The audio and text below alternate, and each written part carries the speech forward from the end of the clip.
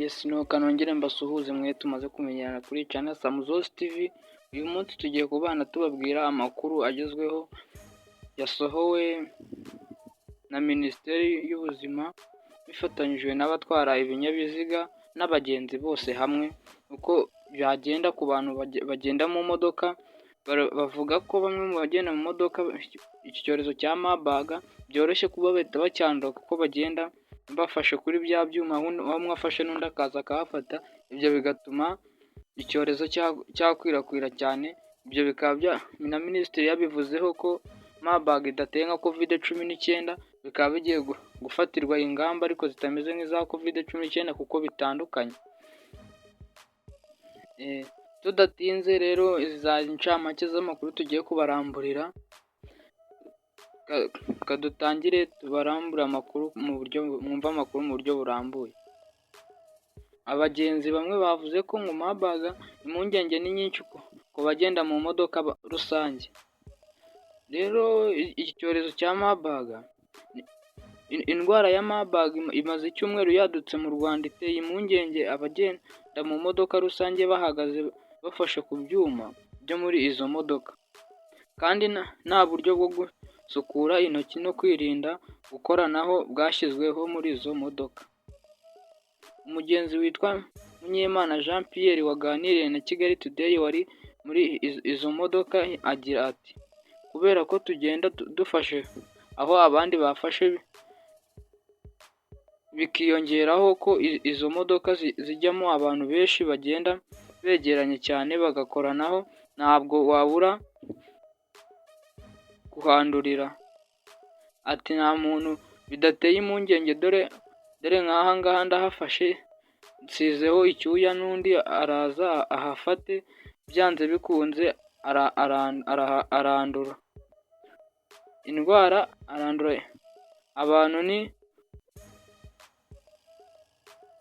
ugushyiramo bake ndetse hakaza izindi ngamba, niba ugiyemo ugakaraba intoki.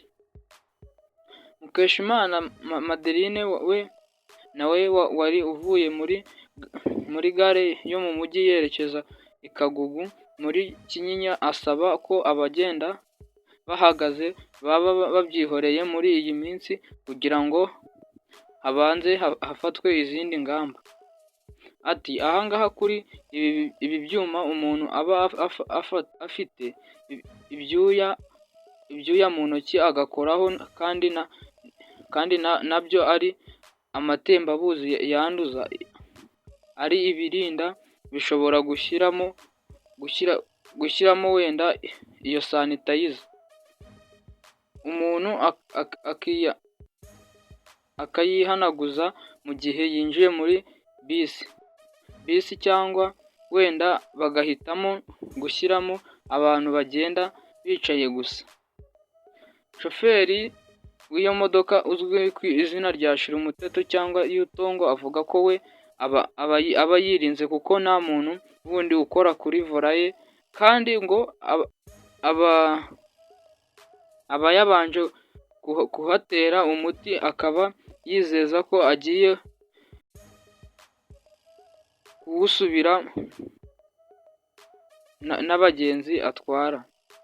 Ntabwo birimo korohera ba nyir'imodoka zitwara abagenzi mu buryo bwa rusange kugabanya umubare w'abazigendamo, kuko ngo bishobora kubahombya bitewe n'ikiguzi batanga ku kwita kuri iyo modoka, mazutu zinywa hamwe no guhemba abakozi.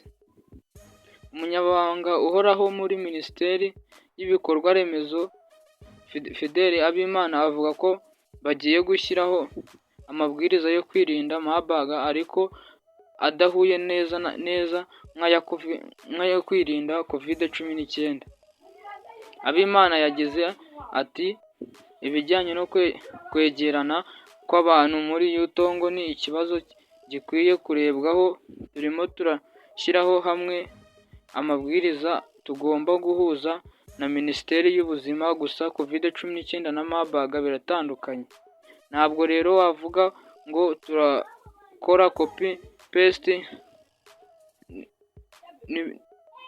nitubisoza turaza kubitangaza.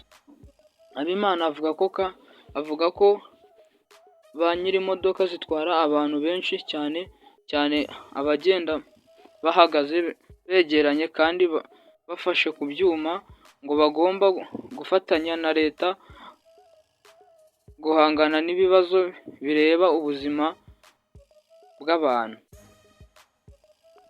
Iki akaba ari ikinyamakuru twakeshaga Kigali Today kuri uyu nguyu wa gatandatu tariki 5 z'ukwa 2024. Mwibutsa gukanda subscribe, share, comment kugira ngo amakuru ajye kugeraho ku gihe. Thank you.